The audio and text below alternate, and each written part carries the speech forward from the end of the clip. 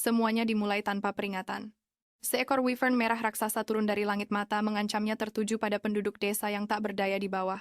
Mereka berteriak ketakutan memohon pada sang pendekar pedang suci legendaris untuk menyelamatkan mereka dari monster itu. Saat wyvern itu menyiapkan serangan napas yang menghancurkan orang-orang panik berlarian, tapi satu orang tetap berdiri teguh, Astria dengan rambut merah mudanya, dan tatapan penuh tekad bersiap untuk bertarung tangannya menggenggam pedang saat dia menerima tugasnya. Satu-satunya perisai yang berdiri di antara rakyatnya dan kehancuran total.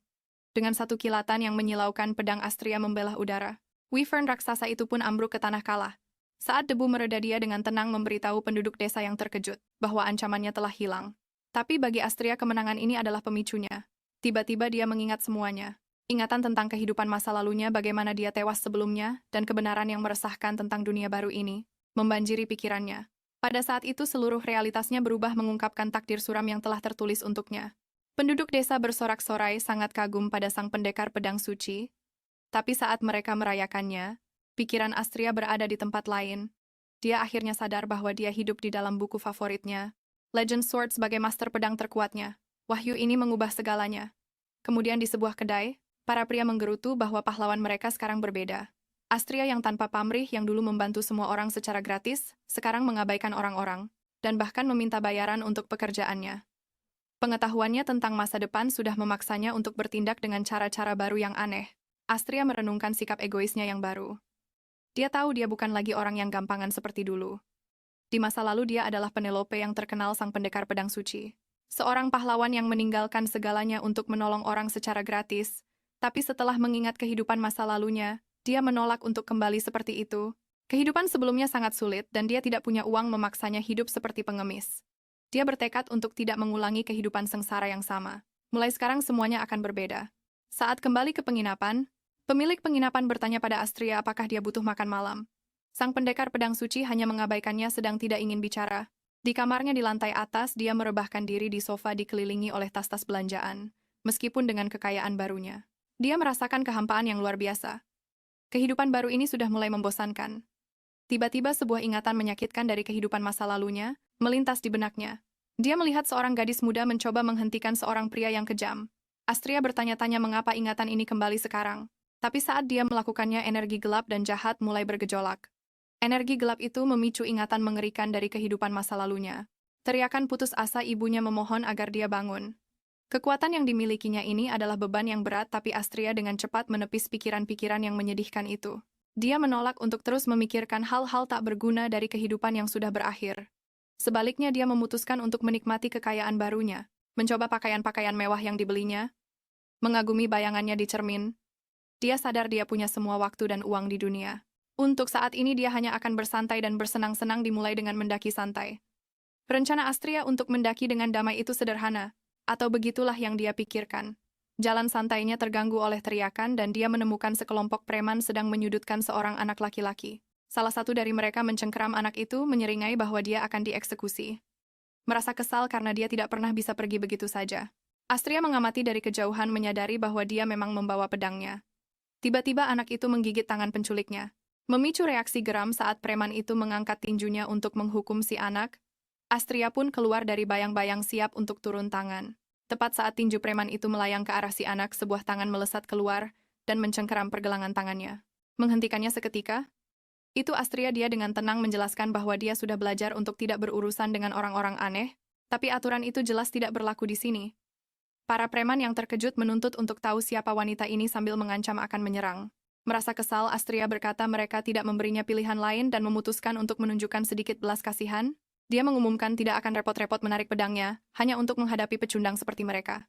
Dalam sekejap, semuanya berakhir. Astria bergerak dengan kecepatan super cepat dan para preman itu sudah terkapar di tanah bahkan sebelum mereka sadar apa yang menimpa mereka. Semua itu dilakukannya tanpa menyentuh pedangnya sama sekali. Anak laki-laki itu menatap dengan penuh kekaguman, berpikir betapa hebatnya wanita itu. Saat salah satu pria yang terkapar mengumpat pada si anak dia, tiba-tiba berteriak tentang darah kotor dan menyebutnya benih iblis. Ungkapan itu membuat Astria terdiam seketika. Pikirannya menjadi kosong. Kenapa dia menyebut benih iblis sekarang? Saat itulah dia teringat sesuatu yang krusial. Dia lupa menyebutkan bahwa dia sebenarnya bukanlah protagonis di dunia ini. Dunia Astria hancur berkeping-keping saat dia mengingat kebenarannya. Dia tidak pernah menjadi protagonis dalam cerita ini, seluruh perannya hanyalah menjadi batu loncatan. Seorang guru keren yang melatih pahlawan sejati dan kemudian disingkirkan untuk memberinya alasan untuk balas dendam. Dan orang yang ditakdirkan untuk mengakhiri hidupnya adalah reinkarnasi dari dewa jahat sosok yang pernah dikenal sebagai benih iblis. Darahnya seakan membeku saat dia menatap anak tak berdosa yang baru saja dia selamatkan. Kenyataan mengerikan itu pun menyadarkannya. Anak kecil ini adalah pembunuh yang ditakdirkan untuknya. Sejarah dunia ini pun melintas di benak Astria. Pada awalnya ada dua dewa yang ditakdirkan untuk menjaga keseimbangan. Ada Chanel dewa kebaikan, dan Kashin dewa kejahatan. Tapi pada suatu hari Kashin menjadi serakah dan menghancurkan keseimbangan itu. Setelah pertempuran sengit yang berlangsung berhari-hari dewa kejahatan keluar sebagai pemenang dan dewa kebaikan pun musnah. Saat kegelapan mulai menelan segalanya, dewa kebaikan menggunakan saat-saat terakhirnya untuk menanam satu benih harapan. Di dunia manusia, benih harapan ini melahirkan Raja Suci pertama di dunia Azrael dan keempat pahlawan legendarisnya. Bersama-sama mereka cukup kuat untuk menghadapi dewa kejahatan dalam pertarungan besar dan mereka benar-benar menang. Tapi mereka membuat satu kesalahan fatal. Mereka tidak sadar musuh mereka bisa kembali lagi. Dewa itu terperangkap dalam siklus reinkarnasi. Ditakdirkan untuk terlahir kembali tanpa henti. Menatap mata merah marun anak itu, kebenaran yang mengerikan menghantam Astria seketika. Dia mundur terhuyung-huyung menuntut bukti dari kenyataan gila ini. Si pemburu bayaran itu pun tergagap memberikan alasannya. Mengklaim bahwa anak itu adalah ancaman yang menyerang ayah angkatnya sendiri. Dia bersikeras anak itu ditakdirkan untuk menjadi jahat. Tapi Astria tidak termakan omongannya. Dia menuntut bukti nyata, bertanya apakah dia melihat tanda yang diramalkan itu. Pria itu tergagap mengakui dia tidak punya bukti apa-apa. Astria mencengkeram pedangnya merasa muak karena dia hampir saja membunuh seorang anak hanya berdasarkan desas-desus. Dia teringat akan ramalan kuno yang menyebabkan tak terhitung banyaknya anak-anak tak berdosa diburu anak-anak yang sama sekali tidak tahu apa-apa. Tentang takdir mengerikan yang konon mereka sandang sejak lahir. Dia pun berbalik ke arah anak itu setelah selesai membereskan si pemburu bayaran. Astria memberikan senyum lembut pada anak itu, memperkenalkan dirinya dan menanyakan namanya. Anak itu langsung waspada. Tapi Astria dengan main-main mengancam akan memanggilnya bocah selamanya jika dia tidak menjawab. Karena kesal, dia akhirnya menyerah dan menyebutkan namanya Sigrin. Suasana ramah itu seketika hancur. Wajah Astria menjadi pucat saat dia mengenali nama itu dari ramalan. Sambil bergumam bahwa itu tidak mungkin. Dia dengan cepat membalikkan badan anak itu dan mengangkat bajunya. Di sana di punggungnya, ada bukti yang tak terbantahkan. Tanda tersembunyi dari dewa kejahatan. Tapi Astria bukan lagi seorang sword scientist biasa. Setelah terlahir kembali, dia mendapatkan kemampuan transenden baru, yaitu mata batin. Kekuatan ini membuatnya bisa melihat sifat asli dari segalanya. Dan begitulah cara dia melihat tanda tersembunyi dari dewa kejahatan. Kebenaran yang mengerikan itu pun terungkap. Anak kecil ini adalah sosok yang sebenarnya.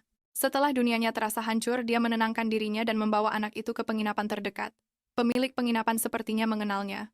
Memanggilnya Ri. Sementara Shion menyeka air matanya Astria. Dengan canggung.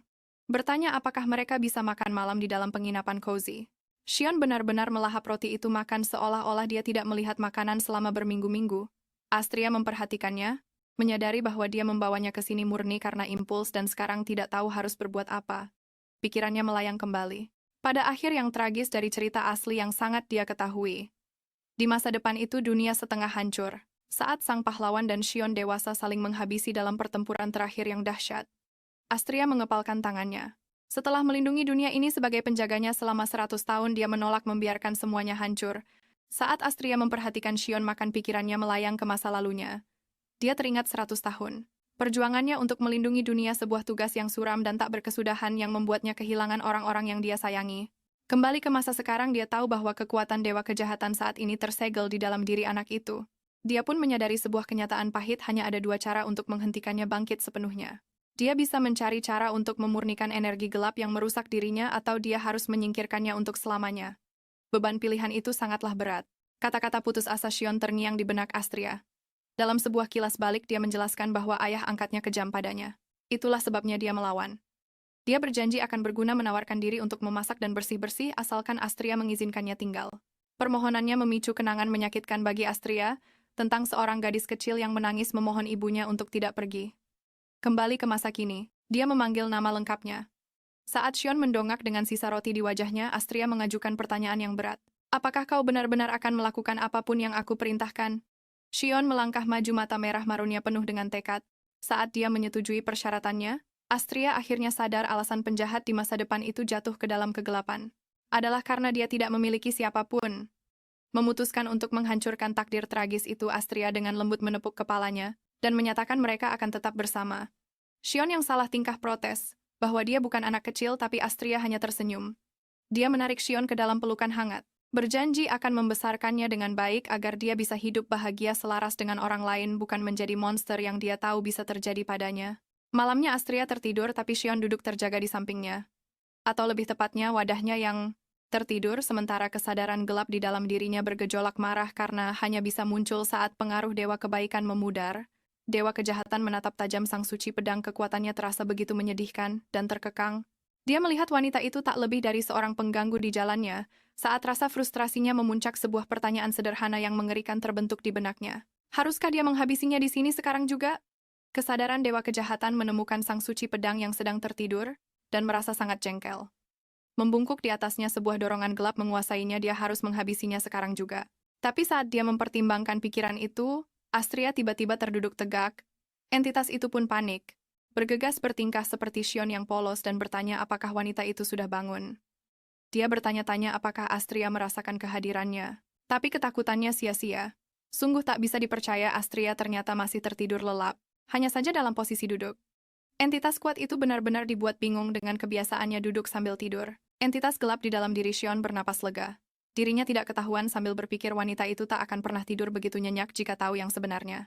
Dia memutuskan untuk merapalkan mantra untuk menyembunyikan kekuatan sejatinya dari sang suci pedang karena dia masih lemah tapi rencananya menemui halangan.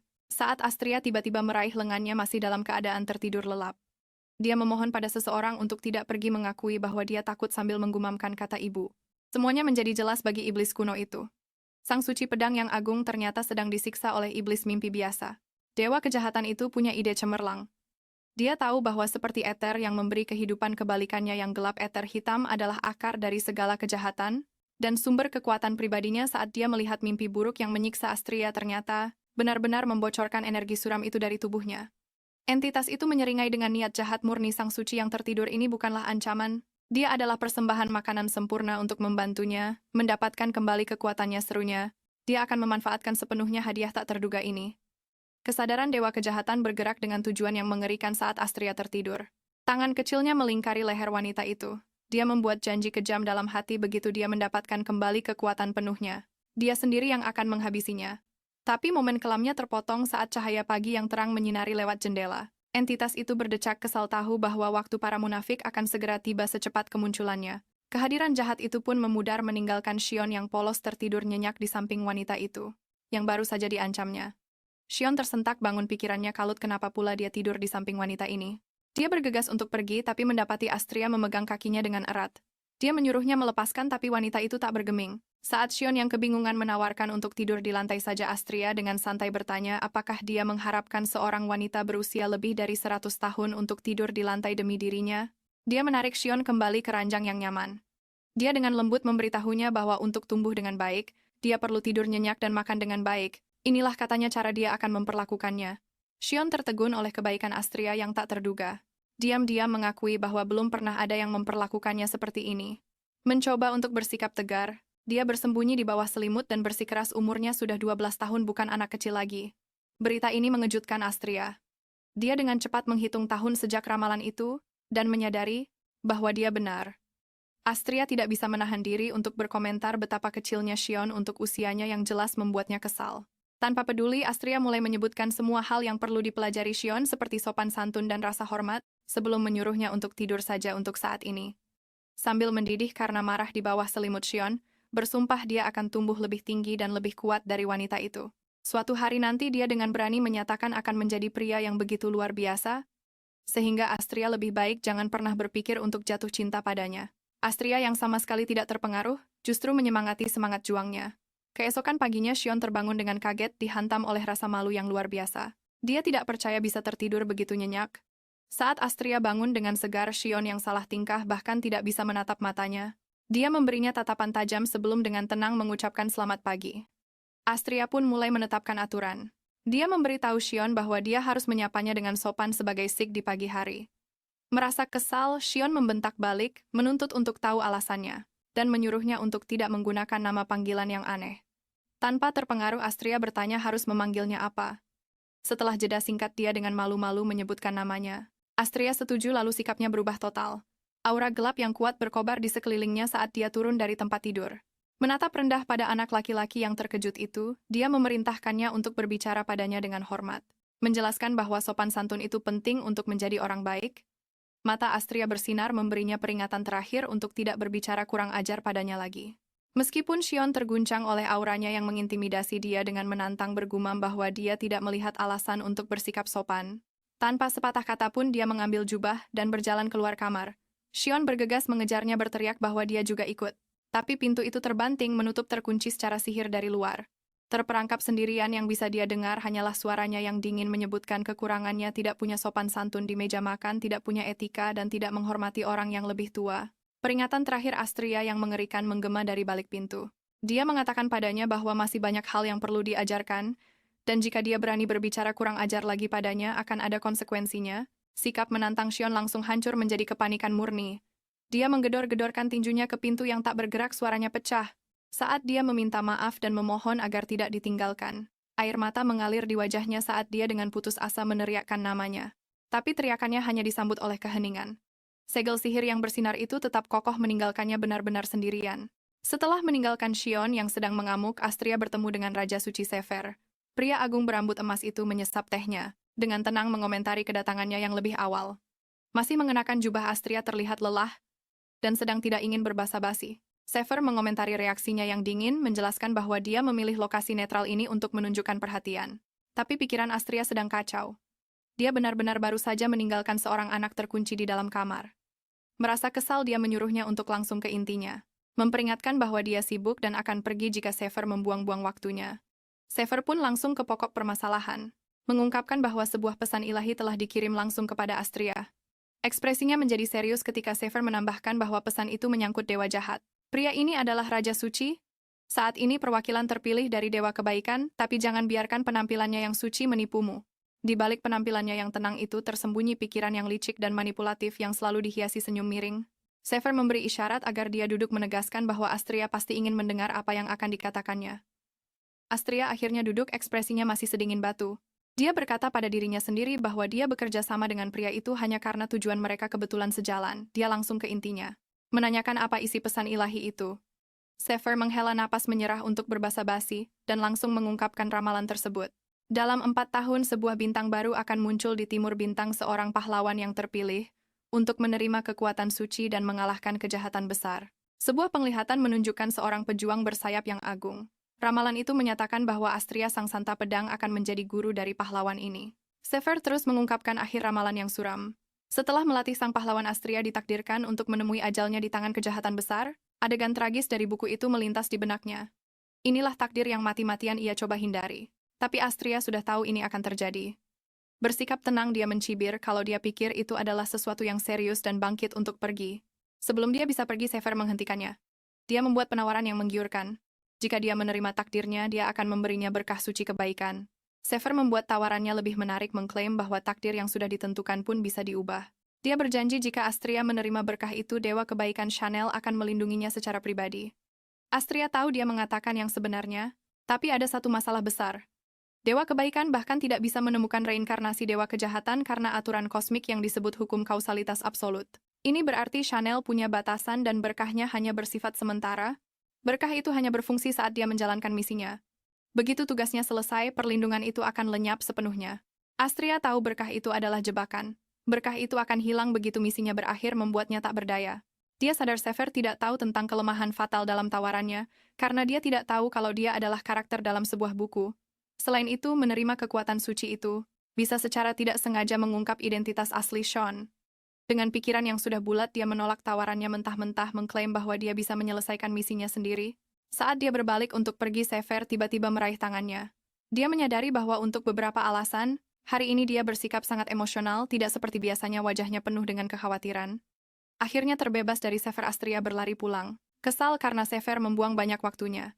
Dia meyakinkan dirinya sendiri bahwa Sean tidak mungkin pergi kemana-mana. Dia meninggalkan lingkaran sihir yang kuat untuk menjaganya tetap aman. Tapi saat dia membuka pintu, keyakinannya hancur berkeping-keping. Seluruh rumahnya seperti zona bencana, terlihat seperti baru saja diterjang tornado. Dia menemukan Sean duduk diam di tengah reruntuhan. Bergegas menghampirinya, dia melihat tangan Sean terluka parah. Mengabaikan kekacauan di sekitar mereka, dia segera berjanji untuk mengobatinya dengan ramuan. Sean memeluk Astria, suaranya tercekat karena ketakutan. Dia mengaku bahwa dia sangat panik ketika pintu tidak bisa dibuka mengira Astria telah meninggalkannya untuk selamanya. Rasa takut ditinggalkan sendirian lagi adalah penyebab dia menghancurkan seluruh rumah. Saat Astria memeluknya, sebuah kenangan mengerikan muncul kembali. Seseorang dari masa lalunya pernah memperingatkannya bahwa kejahatan tidak akan hanya mencoba membunuhnya. Sebaliknya, kejahatan itu akan jauh lebih licik, berusaha untuk memenangkannya dengan memanfaatkan kelemahan terbesarnya. Peringatan itu sekarang terasa sangat nyata dan menakutkan. Astria menarik Sean ke dalam pelukannya sambil mengakui dalam hati bahwa peringatan yang diterimanya sangatlah tepat. Dia ingat alasan mengapa dia menyelamatkannya. Tangannya yang kecil dan terulur terlalu mengingatkannya pada dirinya sendiri, di masa kecilnya yang sepi. Dia meminta maaf karena pergi tanpa penjelasan, menjelaskan bahwa lingkaran sihir itu dimaksudkan untuk melindunginya dari pengejar, tapi malah menjadi bumerang dan menyakitinya. Menatapnya dengan tekad, Astria menyatakan bahwa dia tidak pernah berencana mengikuti takdirnya yang telah ditentukan. Dia membuat sumpah suci langsung kepadanya. Dia tidak akan pernah meninggalkannya.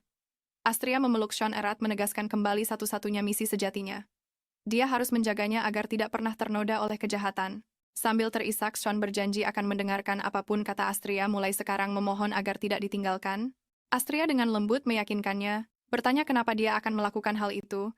Lalu tiba-tiba mengubah topik pembicaraan. Dia menanyakan pertanyaan aneh, apakah kamu lebih suka gunung atau laut? Topik yang tiba-tiba itu membuat Sean benar-benar kaget, membuatnya menatap Astria dengan penuh kebingungan. Pertanyaan aneh Astria tiba-tiba menjadi masuk akal. Dia sadar bahwa untuk membesarkan Sean dengan baik, dia harus menciptakan lingkungan yang tepat untuknya. Saat Sean tetap diam, Astria mendesaknya bertanya apakah dia lebih suka gunung atau laut. Setelah jeda yang lama, Sean memberikan jawaban yang suram, dia suka tempat tanpa orang. Mengingat keinginannya itu, Astria menemukan solusi yang sempurna. Keduanya kini berdiri canggung di depan rumah baru mereka, sebuah rumah pribadi yang dibangun tepat di tengah danau besar. Ini jelas tempat tanpa orang. Astria menatap rumah pulau baru mereka yang kebetulan berada tepat di tengah-tengah habitat monster. Sean bertanya-tanya apakah ini sedikit berlebihan. Sebuah kilas balik mengungkapkan Astria membeli tempat itu dari seorang wanita yang dengan enaknya menyebut tempat itu miliknya yang tenang. Astria akhirnya sadar dia telah ditipu. Dengan marah dia bersumpah dalam hati bahwa penjual itu habis sudah di tangannya. Sean memperburuk keadaan, menunjukkan bahwa rumah itu kotor tanpa perabotan dan tepat di sebelah zona monster. Dia mengeluh bahwa penginapan akan lebih baik, dan mata Astria berkedut karena kesal. Sean dengan gugup menarik-narik bajunya, kesulitan untuk menyuarakan keluhannya. Astria langsung sadar Sean bukannya bersikap sulit, dia hanya sangat takut Astria akan meninggalkannya jika dia bilang tidak suka rumah itu. Dia berpikir dalam hati bahwa anak ini benar-benar payah dalam hal jujur. Melembutkan ekspresinya, dia mengacak-acak rambut Sean dan menyuruhnya jangan khawatir, mereka selalu bisa membeli perabotan. Dia menjelaskan dengan lembut bahwa ini adalah rumah yang akan mereka tinggali bersama. Pernyataan sederhana itu mengubah segalanya.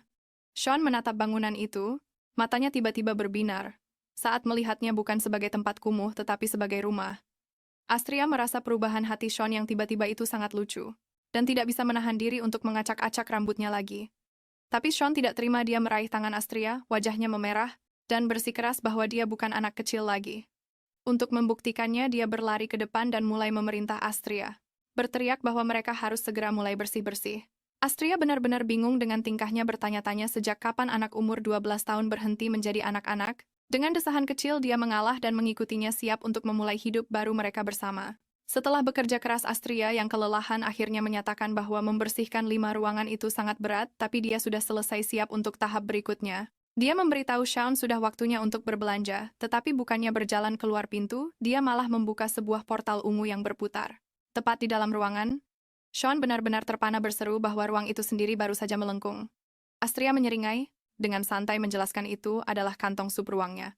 Melihat wajahnya yang terkejut, dia menggodanya bertanya apakah ini pertama kalinya dia melihat sihir semacam ini. Sambil mengeluarkan sebuah mantel, Astria menggoyangkan jarinya menggoda Sean bahwa dia terlalu cepat terkejut.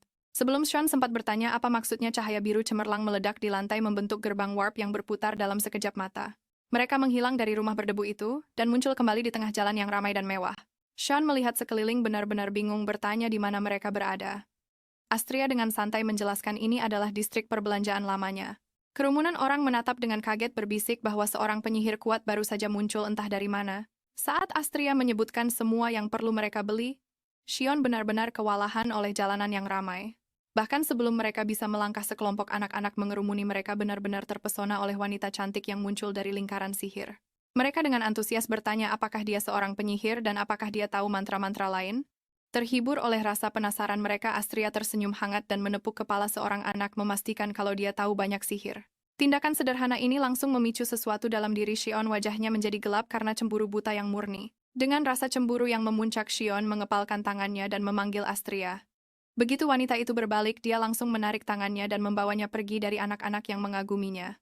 Dia mengingatkannya bahwa Astria sendiri yang bilang mereka tidak punya banyak waktu, membuat Astria benar-benar terkejut dengan sikap posesifnya yang tiba-tiba. Astria hanya bisa tergagap saat Shion menyeretnya melewati kerumunan. Shion kemudian dengan ironisnya menyuruhnya untuk pelan-pelan sebelum berhenti total di depan sebuah butik.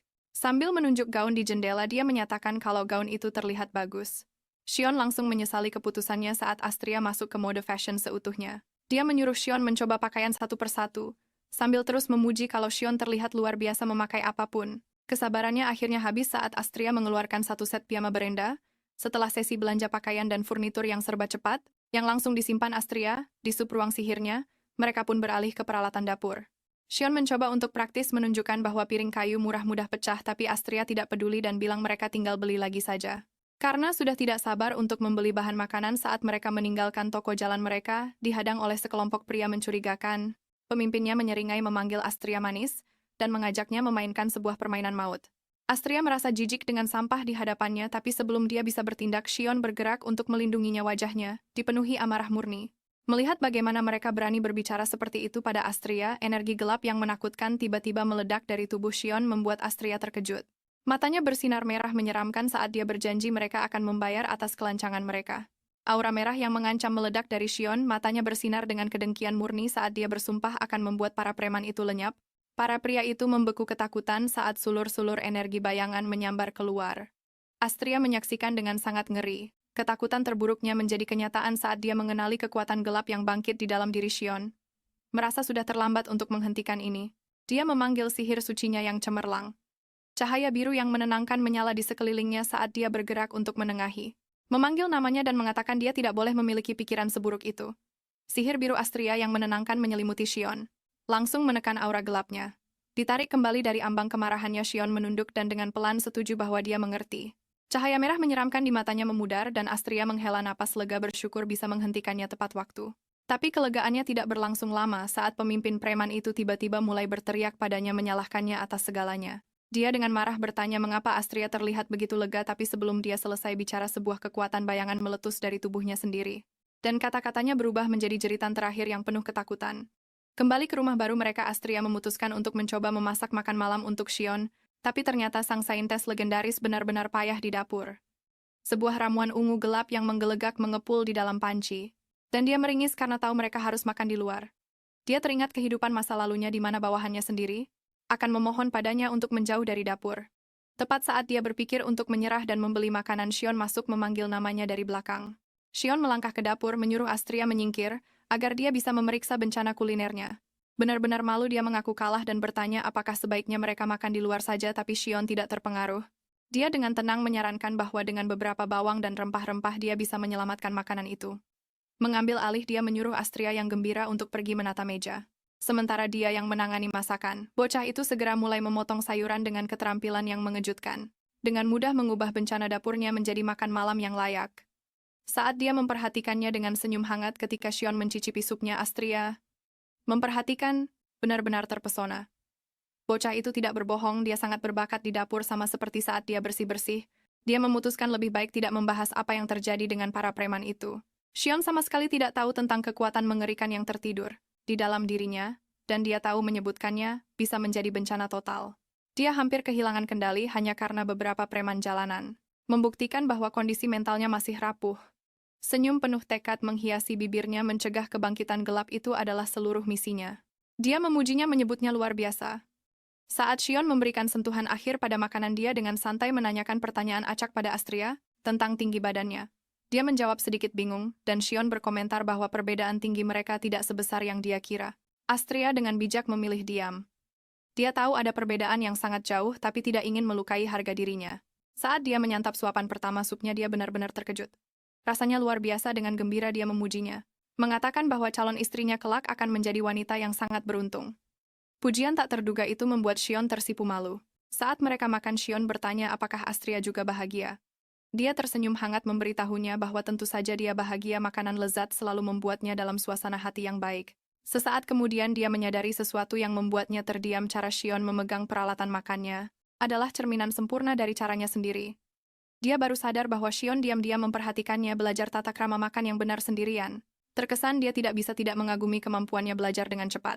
Shion kemudian menawarkan untuk memasak apapun yang dia inginkan sebelum melancarkan serangan pamungkas yang sadis. Itu karena Astria adalah juru masak yang payah. Shion melancarkan pukulan brutal lainnya, menyebut masakannya sebagai kuburan mutlak bagi bahan-bahan masakan. Astria benar-benar terpukul secara batin. Marah karena bocah kecil ini benar-benar kurang ajar. Tepat saat dia akan meledak, ekspresi Shion melembut. Dia mengakui bahwa terlepas dari segalanya, rasanya menyenangkan. Lalu datanglah pengakuan yang mengejutkan. Astria adalah orang pertama yang pernah membuatkan makanan khusus untuknya. Pengungkapan itu sangat memukul Astria, amarahnya langsung lenyap menjadi senyuman hangat. Salah paham dengan keheningannya, Shion mengambil alih mengumumkan bahwa mulai sekarang dialah yang akan menjadi koki. Malamnya Astria akhirnya berbagi tempat tidur sampai perabotannya tiba. Sementara Astria tidur nyenyak, Shion terjaga dan mendidih karena marah. Kesadaran dewa jahat itu sangat murka. Karena berada di dalam tubuh anak kecil dan mengenakan piyama Brenda, dia tergoda untuk melenyapkannya saat ini juga, tapi menahan diri demi rencana besarnya.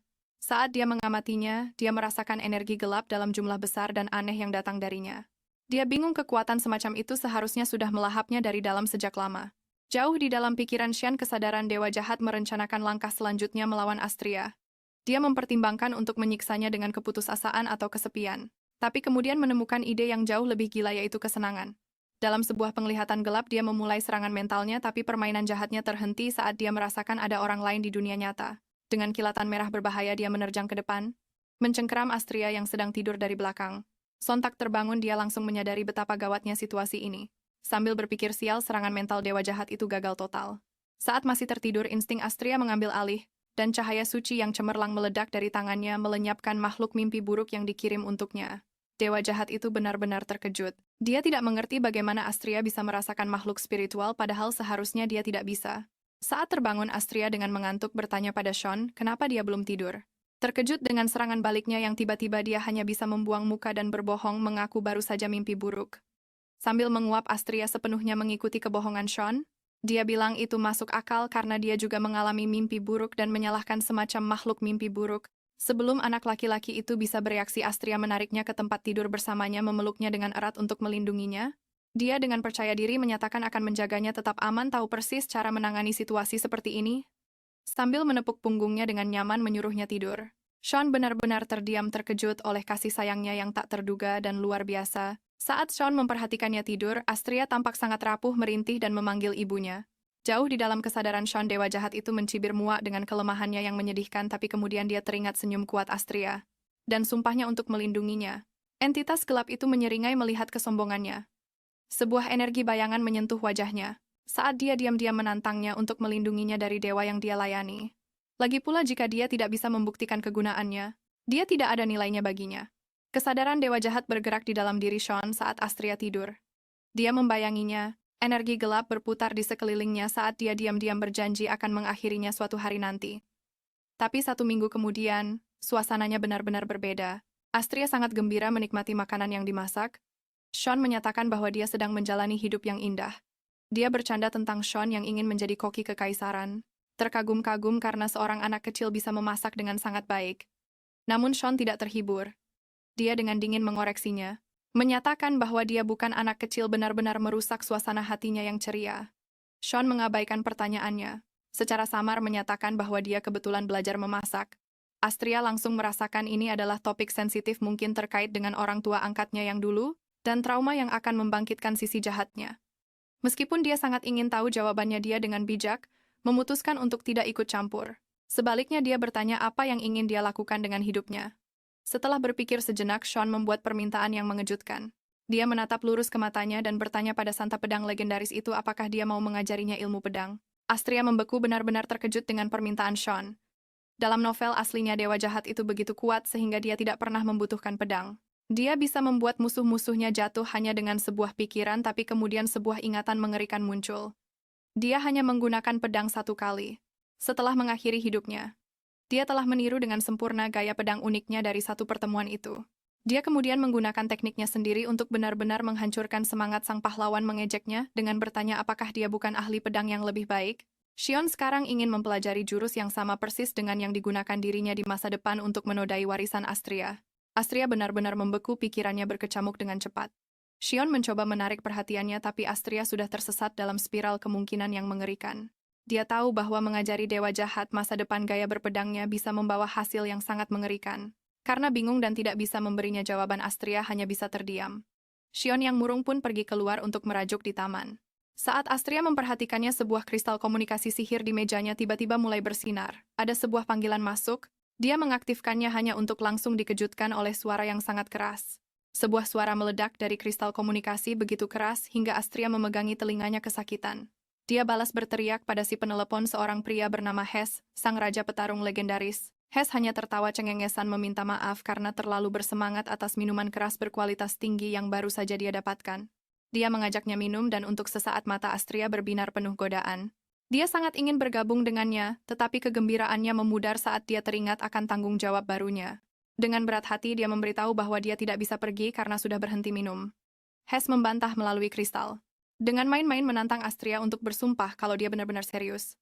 Merasa kesal, Astria hanya menghela napas dan memastikan bahwa dia tidak akan minum untuk sementara waktu. Mendengar ini, Hes berhenti bercanda dan nadanya menjadi serius. Dia memperingatkannya bahwa Astria mungkin harus melepaskan gelarnya sebagai Dewi Pedang dalam waktu dekat. Seorang jenius sejati akhirnya muncul di kerajaan, seorang bangsawan muda bernama Aronheimer. Begitu Astria mendengar nama itu, nama pahlawan asli yang ditakdirkan untuk dia latih, ekspresinya membeku karena sangat terkejut. Hes memperingatkan Astria bahwa dia mungkin harus segera melepaskan gelar Dewi Pedangnya. Bingung, Astria bertanya apa yang dia bicarakan. Hes menjelaskan bahwa seorang jenius sejati telah muncul di kerajaan, seorang bangsawan muda bernama Aronheimer. L. Groden. Nama itu membuat Astria terperanjat dan seluruh dunianya seakan berhenti. Dia sangat mengenal nama itu. Dia adalah Aron, protagonis asli dari novel bintang baru yang diramalkan akan menyelamatkan dunia. Dan dialah pahlawan yang seharusnya Astria latih sebelum kehidupan barunya berubah drastis. Pikiran Astria melayang kembali ke cerita aslinya. Mengingat pahlawan muda pemberani Aron yang pernah menyatakan akan menikahinya jika dia memenangkan duel mereka. Kembali ke masa kini, dia memutuskan untuk berpura-pura bodoh. Hes dengan antusias memuji kejeniusan anak itu, dan mengakui bahwa dia mencoba menjadikan Aron sebagai muridnya sendiri. Tetapi Aron menolak dengan sopan karena mimpinya adalah menjadi pendekar pedang terhebat di dunia. Sementara Hes adalah seorang pasifis yang tidak menggunakan senjata. Hes kemudian membalikkan keadaan, bertanya mengapa Astria tidak menerimanya sebagai murid. Membuatnya benar-benar terkejut dan tidak bisa berkata-kata. Sementara itu Shion yang berada di luar tidak bisa menghilangkan perasaan bahwa Astria tampak gelisah setelah menerima panggilan itu. Kembali di dalam, Astria merenungkan usulan Hes, mengingatkan dirinya sendiri bahwa seorang master pedang tidak bisa melatih sembarang orang. Pikiran ini menghancurkan hati Shion yang percaya bahwa dia serakah dan tidak tahu malu karena telah memintanya. Matanya berkilat merah mengancam saat pikirannya menjadi kacau, yakin bahwa seharusnya dia diam saja. Ketakutan terbesarnya pun mengambil alih. Kemungkinan Astria akan mengusirnya. Tepat saat dia diliputi oleh pikiran-pikiran gelapnya, sebuah suara tiba-tiba memanggil namanya. Shion tersentak kembali ke dunia nyata saat suara Astria memanggil namanya. Pikiran gelapnya lenyap seketika saat dia melihat senyum cerah Astria. Bukannya mengusir bocah itu, Astria malah dengan riang mengumumkan kalau mereka akan pergi membeli perabotan untuknya nanti. Setelah perjalanan yang menyenangkan, Astria berjalan sambil bergandengan tangan dengan bocah itu. Dia merenungkan pilihan-pilihan Sean, menyadari kalau dia lebih suka desain yang simpel dan tidak mencolok. Ini adalah momen yang tenang dan manis untuk lebih mengenal bocah itu. Tapi saat dia melamun entitas gelap di dalam diri, Sean mengawasinya dengan tatapan dingin dan penuh perhitungan. Pikiran aslinya tetap menjadi rahasia yang sunyi dan mengancam. Saat mereka sedang di luar, Astria memberitahu Sean kalau dia harus mampir ke suatu tempat dan memintanya untuk menunggunya di kafe terdekat. Permintaan sederhana itu langsung membuat Sean panik. Dia membeku di tempat, wajahnya dipenuhi rasa takut.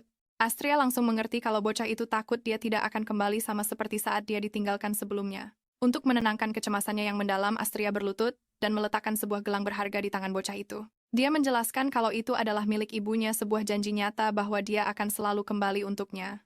Terkejut, Sean bertanya kenapa dia memberinya sesuatu yang begitu penting. Astria tersenyum lembut menjelaskan kalau sebuah bukti nyata lebih kuat daripada sekadar kata-kata. Dia berjanji selama bocah itu memegang gelangnya, dia pasti akan kembali untuknya. Rasa takut bocah itu pun sirna saat dia dengan lembut setuju untuk menunggu. Untuk membuatnya lebih tenang, dia menunjuk ke toko roti di seberang jalan memberitahunya kalau dia bisa mengawasinya dari jendela kafe. Kini sendirian dia membuka genggaman pada hadiah itu, jantungnya berdebar kencang. Dia terkejut saat menyadari kalau ini adalah hadiah pertama yang pernah diberikan seseorang kepadanya. Sambil duduk sendirian, Sean menatap pergelangan tangannya, merasakan berat gelang itu. Sebuah pengingat abadi akan kebaikan Astria. Dia sadar kalau dia menginginkan perasaan ini lebih banyak lagi. Gelombang kecemasan menerpanya saat dia memikirkan wanita itu. Meskipun tahu kalau Astria adalah ahli pedang yang hebat, dia tidak mau menjadi beban. Perasaan ini dengan cepat berubah menjadi tekad yang kuat. Dengan mata merah marunnya yang bersinar, dia memutuskan harus menjadi lebih kuat. Dia ingin menjadi orang yang akan melindunginya suatu hari nanti. Fokusnya yang intens tiba-tiba buyar saat suara seorang pria memanggilnya. Sosok tinggi berkerudung tiba-tiba muncul, menjulang di atasnya. Dengan suara mengancam, pria itu menuntut untuk tahu dari mana Sean mendapatkan gelang itu. Sementara itu Astria sedang asyik menikmati aroma roti segar di toko roti, berpikir kalau Sean pasti akan menyukai camilan itu. Tapi saat dia melangkah keluar, dia mendapati kerumunan orang menghalangi kafe itu. Seorang petugas menghentikannya, menjelaskan kalau mereka sedang menyelidiki sebuah pencurian. Petugas itu berkata seorang pria dengan lantang menuduh seorang anak laki-laki telah mencuri gelangnya. Ekspresi ramah Astria seketika lenyap, digantikan oleh keterkejutan murni saat dia menyadari hadiah berharganya telah menempatkan Sean dalam bahaya besar. Astria langsung menerobos kerumunan. Ketakutan terburuknya menjadi kenyataan. Di sana ada Sean dipojokkan oleh seorang petugas dan pria besar berkerudung. Pria itu menuntut gelang tersebut, tapi Sean menolak, berteriak kalau itu adalah hadiah dari seseorang yang sangat berharga baginya. Tak terkesan pria itu mengancam Sean karena berani melawan, tapi tepat saat suaranya meninggi, suara langkah kaki Astria terdengar menggema di jalanan. Astria muncul dari kerumunan, ekspresinya sangat tenang namun mematikan, menghentikan seluruh konfrontasi itu seketika. Dia baru saja cari masalah dengan anak yang salah. Teriakan ketakutan Sean yang memanggil Astria memecah ketegangan. Kepala pria berkerudung itu langsung menoleh, mempertanyakan apa yang baru saja dikatakan bocah itu. Sebelum dia mendapat jawaban, kilatan rambut berwarna misty rose melesat menembus kerumunan. Dalam sekejap Astria sudah ada di sana. Sambil mencengkeram kerah pria itu, dia menarik tudungnya ke belakang memperlihatkan wajah yang tak asing. Itu Hez yang menyeringai dan menyapanya dengan riang. Astria tidak berkata sepatah kata pun.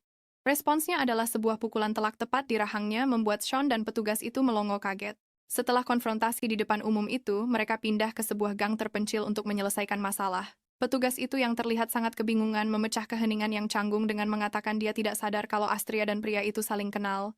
Hez hanya mengusap pipinya yang merah padam sambil tersenyum malu-malu namun ramah meskipun baru saja menerima pukulan keras. Namun Astria sama sekali tidak terhibur. Dengan tangan bersedekap dan mata menyala-nyala, dia menatap tajam ke arah Hez, menuntut untuk tahu apa yang sebenarnya dia pikirkan dengan menakut-nakuti anaknya. Hez mencoba membela diri, menjelaskan bahwa anak laki-laki itu membawa kenang-kenangan ibunya. Dari belakang Astria, Sean protes kalau dia bukan anak kecil. Astria mengabaikannya, dan terus memberondong Hez dengan pertanyaan, bertanya mengapa seorang yang katanya Master Agung menakut-nakuti anak-anak. Dia mengklaim kata mengintimidasi terlalu berlebihan, tapi kemudian rasa penasarannya menang.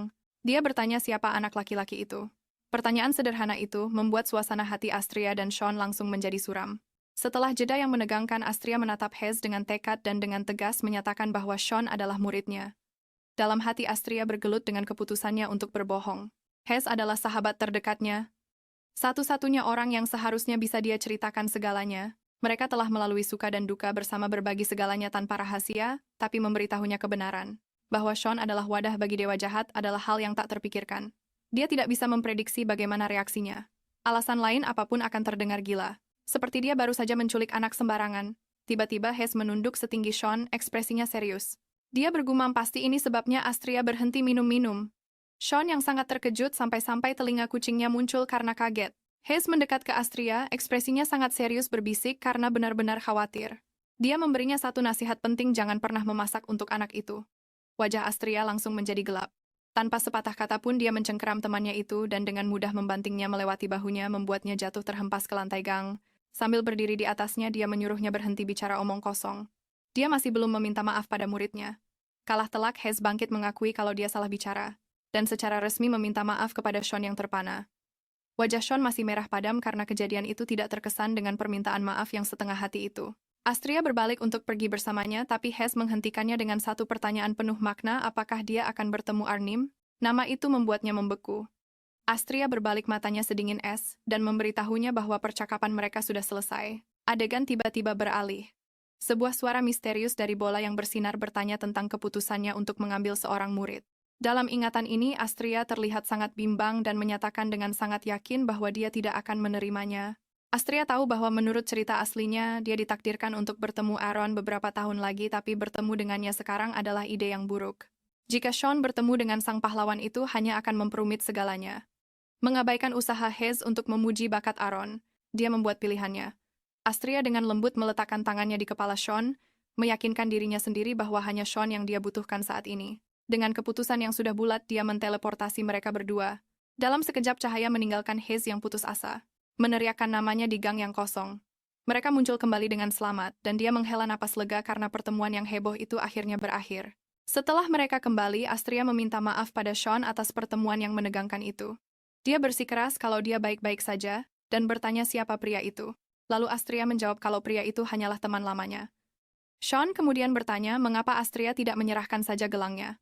Saat pria itu bersikap sangat agresif, Astria memberitahunya kalau dia tidak mungkin melakukan itu, mengingatkannya bahwa gelang itu milik ibunya. Sambil diam-diam menyimpan rahasia tentang mantra pelacak di gelang itu, dia mengatakan pada Sean bahwa keselamatannya adalah yang terpenting. Sean setuju tapi dalam hati berjanji untuk melindungi benda berharga itu. Mencoba mencairkan suasana, Astria mengeluarkan sebuah kotak sambil tersenyum lebar. Mengumumkan bahwa sudah waktunya merayakan ulang tahun Sean, tapi anak laki-laki itu hanya terlihat bingung mengatakan padanya bahwa dia tidak punya hari ulang tahun. Pernyataan itu benar-benar mengejutkan Astria. Sebuah kilas balik menunjukkan bahwa dia pernah menanyakannya beberapa hari yang lalu. Sean yang sedang asyik membaca buku langsung curiga dengan pertanyaannya saat Astria menganggapnya hanya sebagai rasa ingin tahu biasa. Dia mengaku tidak tahu kapan hari ulang tahunnya, membuat Astria tertegun oleh kenyataan pahit dari masa lalunya. Dalam kilas balik itu, Sean menyadari Astria bisa melihat isi hatinya. Dia bukan hanya bersikap sulit, dia benar-benar tidak tahu hari ulang tahunnya sendiri. Kembali ke masa sekarang, Astria mengumumkan bahwa dia tidak bisa menjadi guru yang baik jika dia bahkan tidak tahu hari ulang tahun muridnya. Panggilan itu mengejutkan Sean yang bertanya apa maksudnya. Dengan senyum penuh arti, Astria hanya bertanya kembali menurutnya apa artinya. Dia kemudian memanggil sebuah pedang latihan dari sebuah portal biru yang berkilauan, mengungkapkan bahwa namanya sebenarnya mengandung dua nama keluarga. Akhirnya tiba waktunya untuk memulai pelatihannya. Astria menjelaskan bahwa dia punya dua nama keluarga, satu dari keluarga tempat dia dilahirkan.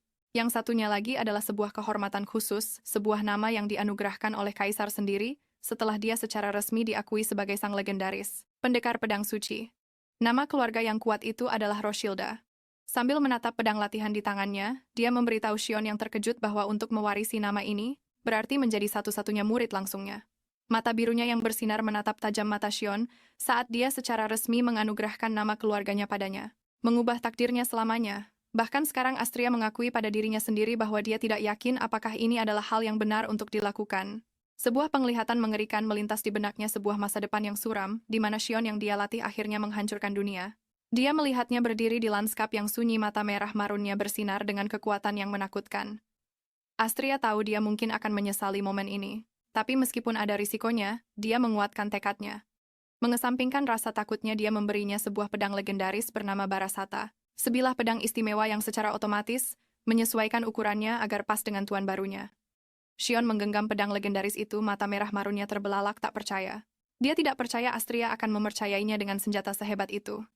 Tindakan itu benar-benar membuatnya terharu, dan air mata mulai jatuh. Tanpa berpikir dua kali, dia berlari ke depan dan memeluk Astria, berterima kasih padanya berkali-kali. Dia mengaku bahwa dia sejujurnya sangat takut Astria akan meninggalkannya. Sebuah kenangan hangat melintas di benak Astria sebelum dia tersenyum lembut, mengingatkannya akan janjinya. Dia pernah bilang tidak akan pernah meninggalkannya dan dia bersungguh-sungguh.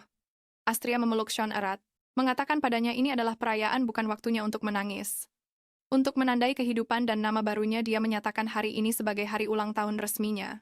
Dalam hati Astria mengingat sumpahnya yang sungguh-sungguh. Dia akan mempertaruhkan segalanya untuk membuatnya bahagia dan memastikan dia tidak akan pernah berpikir untuk menghancurkan dunia. Tapi sebuah pikiran yang lebih kelam muncul, sebuah penglihatan suram melintas di benaknya. Satu di mana usahanya gagal.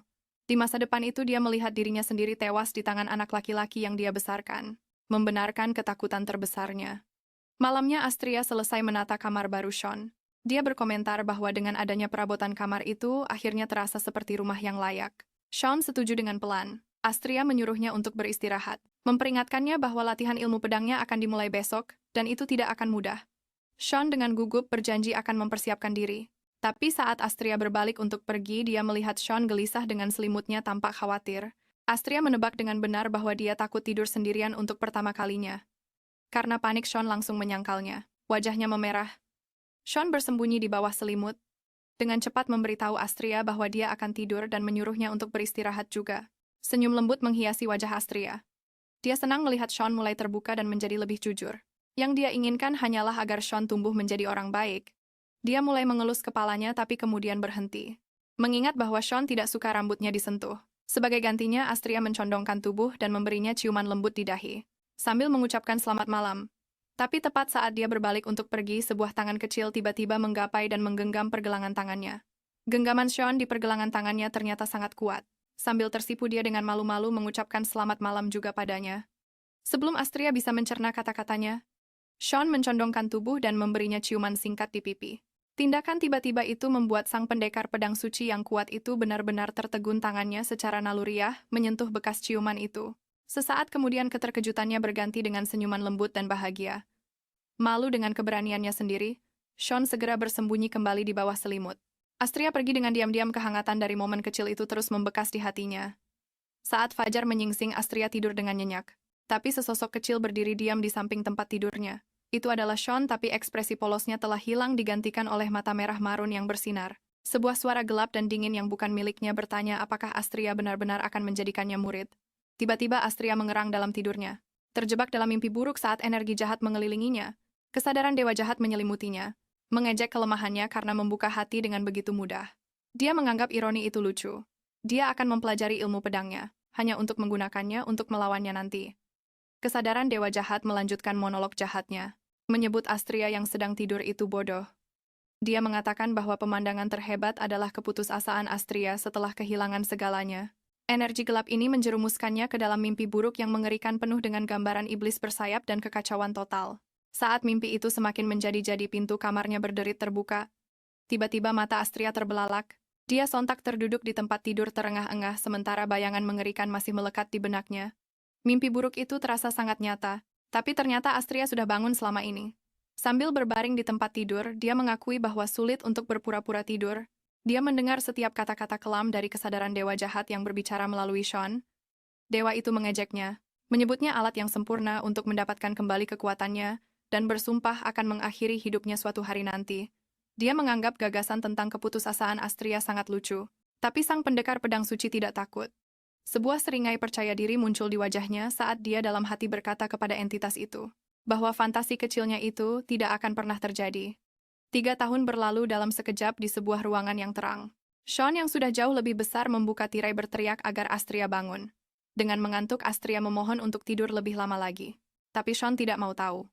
Dia dengan tegas mengingatkannya tentang janjinya untuk mengajarinya teknik pedang baru. Hari itu melihat Astria masih belum bergerak, Sean menghela napas kesal. Dia mencondongkan tubuhnya lebih dekat, mata merah marunnya menatap tajam, sambil dengan lembut membujuknya untuk bangun, menunjukkan sisi yang sama sekali berbeda dari anak jahat yang pertama kali ditemuinya. Di hutan yang cerah tiba saatnya bagi Sean untuk berlatih. Dia memusatkan energinya lalu melepaskan rentetan serangan dahsyat ke batang pohon yang tebal. Pedangnya bergetar penuh kekuatan saat dia bergerak dengan kecepatan dan presisi yang luar biasa. Setelah menyelesaikan kombonya, dia dengan rapi menyarungkan pedangnya dan mengatur napas. Dia berbalik dan melihat Astria, yang memperhatikannya dari kejauhan dengan tatapan antusias. Dia berlari kecil menghampiri dan menanyakan pendapatnya. Astria hanya melipat tangannya dengan senyum miring, mengatakan kalau penampilannya lumayan. Sean menggerutu, berpikir dia pantas mendapat pujian lebih dari sekadar lumayan. Akan tetapi di dalam hatinya Astria sangat terkesan. Anak itu benar-benar seorang jenius. Hanya setelah 3 tahun di bawah latihannya, bakat alaminya telah melesatkannya ke level pendekar pedang kelas 1. Dia merasa sangat bangga melihat pertumbuhannya yang pesat, teringat betapa kerasnya dia berusaha untuk memberinya aura bangsawan. Tapi ada satu masalah. Dengan santai dia mengumumkan akan pergi ke tempat Hes dan menyuruh Sean untuk tetap tinggal dan berlatih. Sean tertegun. Dia berteriak frustrasi, bertanya mengapa dia pergi ke tempat Hes lagi, padahal baru kemarin dia ke sana. Astria memarahinya karena sikapnya sambil berjalan pergi, tapi dia membalas bahwa Astria harus bersikap dewasa jika ingin diperlakukan sebagai orang dewasa. Astria berbalik untuk menjelaskan bahwa Hes adalah teman yang sudah ia kenal selama seabad dan perasaan Sean tidak akan mengubah hal itu. Tiba-tiba Sean meraih pergelangan tangannya menghentikannya dengan sebuah memohon agar dia tetap tinggal bersamanya. Dalam hati Astria menyadari betapa Shion menjadi sangat menuntut. Dia tidak tahu apakah anak itu hanya mencoba bersikap dewasa, atau pengaruh dewa jahat yang semakin menguat. Tiba-tiba dia menjitak dahinya dengan cepat. Dia dengan marah menceramahinya karena tidak sopan dan terlalu santai pada gurunya. Melihat bahwa kata-kata jelas tidak berhasil, aura Astria berkobar dalam sekejap. Dia mendaratkan pukulan telak di belakang lehernya. Shion langsung ambruk ke lantai kaget dan bingung bertanya kenapa Astria melakukannya lagi. Dengan Shion yang tergeletak pingsan di lantai, ekspresi Astria berubah menjadi serius. Dia pergi bukan hanya untuk menemui teman. Ada alasan yang jauh lebih besar kenapa dia harus pergi sendirian. Dalam sekejap cahaya dia berteleportasi meninggalkan Shion. Astria mendarat di daerah bebatuan terpencil yang jauh dari kediaman mereka. Sebenarnya ini adalah satu-satunya waktu untuk dirinya sendiri. Dia mengungkapkan tujuan sebenarnya meninggalkan Shion, yaitu agar dia bisa berlatih dan terus menjadi lebih kuat. Astria teringat rencananya beberapa tahun lalu saat dia pertama kali memutuskan untuk mengajari Shion. Dia memikirkan sebuah teknik khusus, yaitu pedang hati. Jurus istimewa ciptaan guru besarnya ini dirancang untuk mengusir iblis dari dalam diri seseorang. Solusi yang sempurna untuk kutukan Shion. Tujuannya adalah untuk mewariskan jurus itu kepadanya setelah dia cukup kuat. Sayangnya jurus itu sangat berbahaya karena belum sempurna. Jika dia mengajarkannya sekarang, kekuatannya bisa berbalik dan menghancurkan Shion sepenuhnya. Inilah alasan sebenarnya dia harus memaksa pergi dengan berbagai alasan. Astria menegaskan kembali misinya, dia harus menyempurnakan jurus pedang hati apapun risikonya. Masalahnya kemajuannya sangat lambat. Dia khawatir jika terus begini kekuatan Shion akan melampaui kekuatannya sebelum dia siap. Tiba-tiba bayangan besar muncul saat seekor ogre raksasa keluar dari balik pepohonan, tapi bukannya bertarung. Monster itu dengan lembut mengangkatnya ke udara. Sepertinya dia berteman dengan seluruh keluarga ogre. Dia menyapa mereka dengan hangat. Saat si bayi menawarinya sepotong buah yang dia terima dengan senang hati. Tempat yang damai ini tidak selalu seramah ini. Dulu tempat ini adalah wilayah kekuasaan Cyclops ganas berkepala dua. Sebuah kilas balik menunjukkan Astria yang lebih muda menghadapi monster itu. Saat monster itu berani menggeram padanya, dia tanpa takut memarahinya karena tidak sopan sebelum menghajarnya sampai terkapar. Dengan satu pukulan kuat, keluarga ogre itu tercengang oleh pertunjukan kekuatannya. Sejak hari itu, dia mengklaim area itu sebagai tempat latihan pribadinya, dan para ogre yang berterima kasih itu menjadi penjaga gerbang setianya. Dengan pasukan pemandu sorak monsternya di belakangnya, Astria merasa siap untuk berlatih. Dengan dukungan mereka, Astria langsung beraksi. Sebuah lingkaran sihir yang cemerlang menyala hidup di bawah sepatunya, berdenyut dengan kekuatan yang luar biasa saat latihannya secara resmi dimulai. Tapi pada saat yang bersamaan sesuatu sedang terjadi di rumah. Shion yang sedang tidur nyenyak di sofa tiba-tiba tersentak bangun. Matanya terbuka seketika bersinar merah marun yang menyeramkan. Dia tidak lagi berada di ruang tamu, tapi terperangkap dalam kehampaan yang gelap gulita sendirian. Bingung, dia melihat sekeliling bertanya-tanya di mana dia berada. Di tempat tanpa setitik cahaya pun, ini Shion diliputi oleh sebuah perasaan yang belum pernah dia rasakan sebelumnya, yaitu ketakutan murni. Dia berdiri sendirian di lanskap neraka berwarna merah dan hitam, menatap sosok di atas tahta raksasa. Pria yang mengintimidasi ini yang diselimuti bayangan menatap ke bawah dengan senyum sinis. Sebuah suara dingin bertanya di dalam kehampaan, menanyakan pada Shion apakah dia takut pada dirinya yang lebih tua. Ketakutan dan bingung Shion menuntut untuk tahu siapa orang asing itu. Pria itu adalah versi dirinya yang lebih gelap dan lebih kuat kesadaran dari dewa jahat, yang akhirnya menunjukkan wujud aslinya. Sulur-sulur bayangan gelap melesat keluar dan melilit erat lehernya. Pria misterius itu menyeringai memperingatkan Shion bahwa dia tidak suka perilaku tidak sopan seperti itu. Dia mengejek anak itu, menjelaskan bahwa hanya dengan satu jentikan tangan dia bisa menghabisinya. Sosok bayangan itu mengencangkan cengkeramannya, memperingatkan Shion bahwa keberadaannya bisa lenyap begitu saja. Tapi Shion tidak mau menyerah, tertawa menantang dan menolak untuk kalah dari makhluk sepertinya. Dewa jahat itu mengejek kebanggaan anak itu yang selangit dan kekuatannya yang sama sekali tidak ada. Tiba-tiba sebuah suara yang familiar memecah mimpi buruk itu. Itu adalah Astria yang menyuruhnya bangun. Kesal karena dia kembali, entitas itu memberikan peringatan terakhir. Sebelum dunia pikiran neraka itu hancur berkeping-keping seperti kaca. Kembali ke dunia nyata, Astria bergegas ke sisi Shion, terkejut dengan kontrol sempurna yang baru saja dia tunjukkan atas kekuatannya. Dewa jahat itu mengejek Shion, menyuruhnya untuk tidak membiarkan manusia biasa, membuatnya melupakan takdir kelamnya. Dia mengklaim bahwa Shion hanyalah cangkang kosong yang ada demi dirinya. Tapi mendengar suara putus asa, Astria menyadarkan Shion dari terornya. Rasa takut itu lenyap digantikan oleh senyum dingin yang percaya diri. Dia menyatakan bahwa dia tidak takut lagi. Membalikkan keadaan, Shion menerjang maju, menghancurkan ilusi gelap itu dengan satu pukulan telak. Seluruh dunia mimpi buruk itu retak dan hancur berantakan saat Shion mengambil kembali kendali atas pikirannya sendiri. Dunia mimpi buruk berwarna merah dan hitam itu hancur menjadi jutaan keping. Saat ilusi itu runtuh, Shion kembali ke dunia nyata. Terengah-engah saat dia tersentak bangun di tempat tidurnya. Astria langsung berada di sisinya, suaranya dipenuhi dengan kelegaan. Dia memberitahu betapa takutnya dia kalau laki-laki itu tidak akan bangun. Sambil menyentuh wajahnya dengan lembut, dia menyadari kalau tubuhnya penuh dengan keringat, dan bertanya apakah dia mimpi buruk, tapi anak laki-laki yang panik itu sudah menghilang. Ekspresi Sean mengeras saat dia mencondongkan tubuhnya mendekat, menanyainya dengan satu tatapan tajam. Kecurigaan Astria terbukti anak laki-laki dengan tatapan tajam tadi lenyap seketika. Saat Sean tiba-tiba jatuh ke dalam pelukannya, membenamkan wajahnya di bahu Astria. Dia bergumam kalau Astria sepertinya benar-benar tidak bisa hidup tanpanya. Astria memeluknya erat, tapi perasaan tidak nyaman menyelimutinya, meskipun pelukan itu terasa begitu putus asa. Dia tidak merasakan kehangatan yang tulus darinya, hanya kebutuhan yang dingin dan penuh perhitungan. Sean masih terguncang oleh teror dari mimpi buruknya, di mana dia berhadapan dengan entitas jahat yang terlihat persis seperti dirinya, dan dia berpegangan padanya untuk bertahan hidup. Sean melepaskan pelukannya, pikirannya bergelut dengan ingatan tentang entitas gelap itu. Rasa takut di matanya lenyap digantikan oleh tatapan dingin yang menuduh. Dia menanyai Astria, ingin tahu siapa yang meninggalkannya sendirian hanya untuk bertemu pria itu. Dalam sekejap Astria mengerti, seluruh adegan panik ini hanyalah trik manipulatif. Dengan marah dia mencengkeramnya menuntut untuk tahu apakah dia sadar betapa khawatirnya Astria. Dia menyatakan bahwa dengan siapa dia bertemu bukanlah urusannya. Penolakannya yang kasar menjadi bumerang membuat Sean tertegun saat dia bertanya orang lain. Sean tiba-tiba meraih pergelangan tangan Astria, sikapnya menjadi tegang. Dia memerintahkannya untuk menatapnya sambil menyentuh wajahnya dengan lembut. Dia menyatakan bahwa dia bukan anak kecil lagi, dia sekarang lebih tinggi darinya, tangannya lebih besar dari tangan Astria. Dia memberitahunya bahwa Astria tidak perlu merawatnya lagi. Lalu masalah sebenarnya terungkap, dia melarangnya bertemu pria lain, terutama seseorang seperti Hez. Ketegangan dramatis itu langsung menguap saat Astria mendorongnya menjauh. Dia tertawa terbahak-bahak, akhirnya mengerti. Seluruh amukan cemburu Sean adalah karena dia pikir Astria dan Hez berkencan. Astria tertawa memberitahu Sean bahwa Hez akan menjadi orang yang paling tersinggung mendengar asumsinya dengan kedipan mata yang jenaka. Dia mengungkapkan bahwa Hez adalah seorang romantis sejati yang benar-benar setia pada mendiang istrinya selama 80 tahun terakhir. Sean tertegun, bergumam bahwa dia bahkan tidak tahu Hez sudah menikah.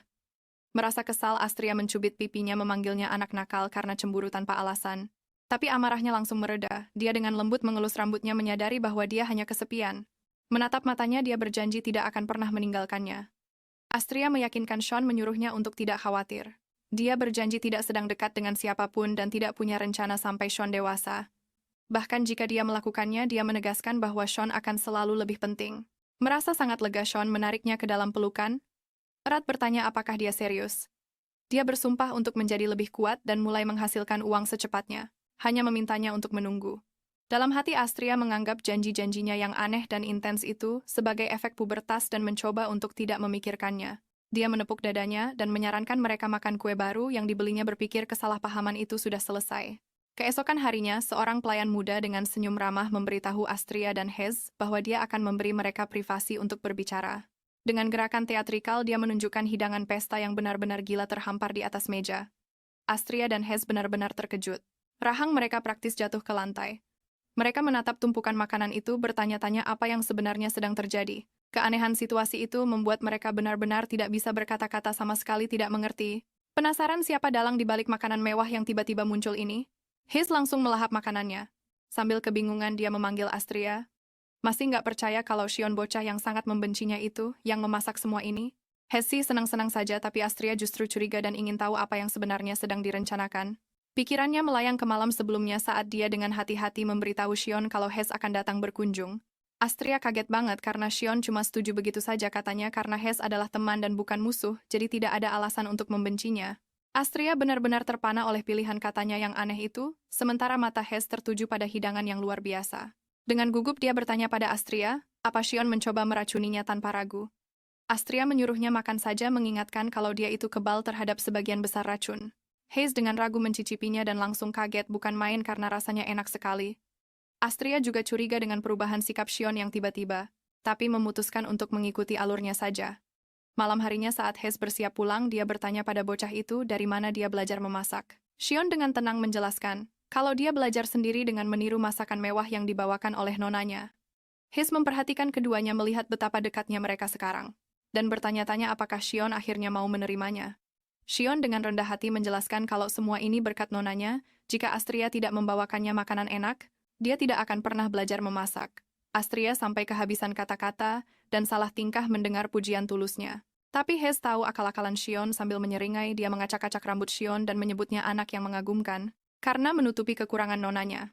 Dia lalu menggoda Shion mengatakan kalau pria sejati setidaknya harus bisa memasak untuk nona yang dia cintai. Saat Hes bersiap pulang, dia menepuk kepala Shion dan bilang pada Astria sampai jumpa besok. Ucapan itu sontak membuat Astria membeku. Dengan bingung dia bertanya pada Hes. Hes menjelaskan bahwa saat Astria sedang pergi, dia bertanya pada Shion apakah boleh berkunjung lagi dan bocah itu mengiyakan dengan senyum manis yang penuh tipu daya.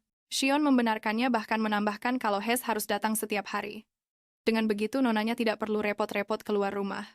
Dia menatap Astria seolah meminta persetujuan. Tapi Astria sudah murka sadar kalau ini adalah jebakan agar dia tidak bisa keluar rumah. Astria panik, dia sadar. Seluruh akting anak baik Shion hanyalah siasat untuk mengurungnya di rumah. Saat Hes dengan gembira pergi, Shion langsung mendekati Astria.